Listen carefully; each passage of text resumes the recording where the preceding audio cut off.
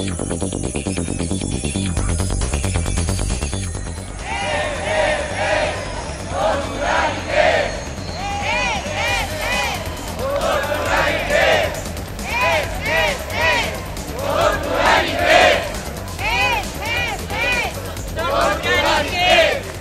horrein 26 urte, Guardia Zibilak Mikel Zabalza eraman zuen etxetik, eta ez da bueltatu. Itota izen Intzaurrondoko estolderietako baino untzian. Eta gaur, 26 urte geroago, 2008ko azararen 26an, tamalez, torturaren aztarnak bizirik mantentzen dira gure herrian. Igor Portu, Matxin Sarasola eta Euskal Herrian garen 10.000 torturatuen zaurien aztarnek adierazten duten moduan. En Euskal Herria sabemos perfectamente lo que les hicieron a Igor y a Matxin. La sentencia del Tribunal Supremo es lo que es, un extraño artefacto construido única y exclusivamente para negar la evidencia, para negar la tortura. Lo realmente grave es que con ella se vuelve a lanzar un mensaje de total impunidad a quienes la practican. Y esto no contribuye precisamente a su erradicación, sino más bien a todo lo contrario. Contribuye a su práctica, a su defensa, a su encubrimiento, en definitiva a la más absoluta impunidad de quienes utilizan la tortura. Igor Portu eta Matxin Sarasolaren kasuan bezala Mikel Zabaltzaren kasuan estatuak torturak izan ziren bukatu zuen, eta zigorrik gabe gelditu ziren. Mikel heriotzera eraman zutena. Gaur arte ari gara argentzen impunitate horren presioa, tortura eta izua iranaraztea polizia etxe eta kuarteletan. 26 años después, sigue la impunidad y sigue la tortura. En 2009, 45 denuncias. En 2010, 63. Y en 2011, solo 11 ya las que hemos conocido. Entre estas últimas se encuentra la denuncia de violación de Beatriz Echevarría, una clara agresión sexista de la que ayer, Día Internacional de la Violencia contra las Mujeres, ningún poder público se acordó.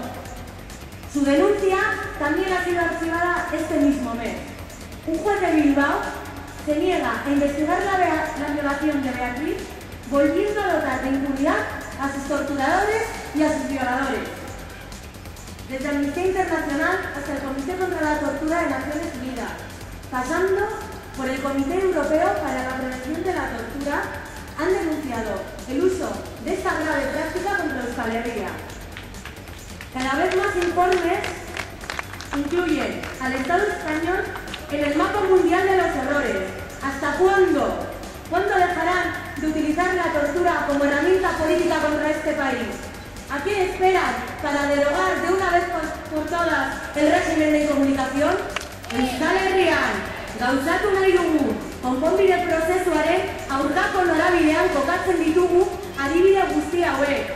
Hauen atzean diren, argudio haulen atzean, tortura ez zigortzeko borondate politikoa baino ez dugu ikusten. Torturaren erabilera erabaki politikoz ematen dela uste dugu. Eta beraz, torturaren desagerpena ere, erabaki politiko baten ondorio izango dela konbentziturik gaude.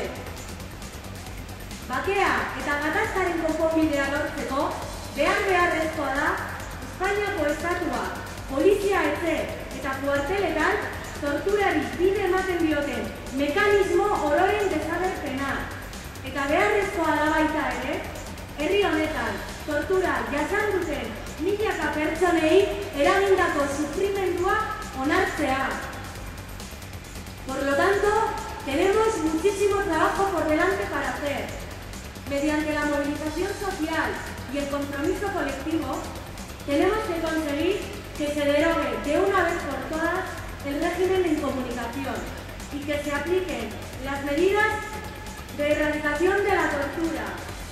Vamos a acabar con la impunidad para que la historia no se vuelva a repetir, para cerrar de una vez este tremendo capítulo de la historia negra de este país. Ese es el objetivo y esa es la batalla que vamos a ganar.